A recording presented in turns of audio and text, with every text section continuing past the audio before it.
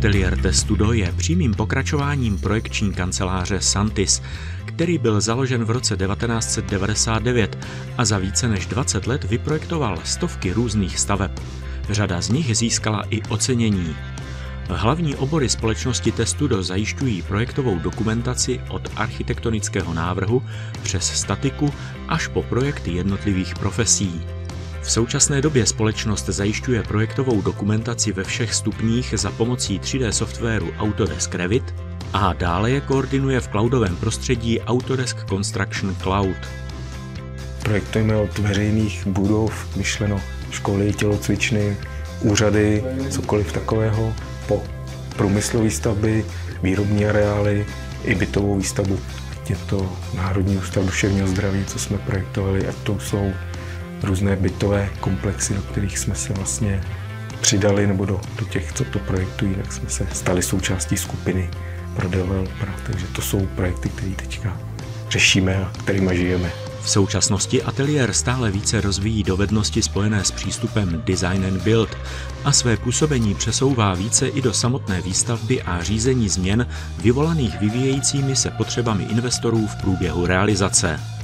To by nebylo možné, kdyby v projektování dlouhodobě nepoužíval nejmodernější technologie. Společnost Santis od svého vzniku bedlivě sledovala trendy v projektování a výstavbě a již před více jak 10 lety si uvědomili nutnost přechodu na BIMovou technologii. Po úvaze zvolili software od Autodesk Revit, který postupně nasadili a ke kterému postupně přidali i další software od Autodesku, jako je Civil 3D a v neposlední řadě i cloudové služby Autodesk Construction Cloud.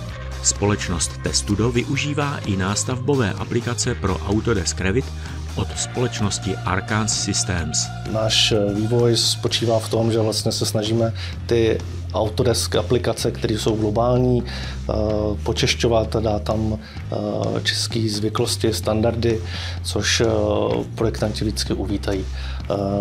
Naše nástroje jsou třeba Legend Generator, což je výpis prvků a umožňuje v tom globálním nástroji Autodesk Revit vytvářet výpis prvků tak, jak jsme tady v Čechách zvyklí, to znamená na jednu A4, jedno okno se všema popiskama a vlastně tento úkon ve velkém objektu, jako je třeba tento, zvládne prostě za pár kliků. Ten přínos pro nás jako pro projektanty, kdy máme zapracovávat změny, máme řešit nějaký vývoj na stavbě a zase to zapracovat zpátky, je bezkonkurenčně jednodušší, když to je pomocí tohle softwaru, než když to je pouhou lidskou silou. Ten největší benefit je v tu chvíli, kdy spolupracuje investor, dodavatel stavby a my nějaké skupině, která to využívá společně.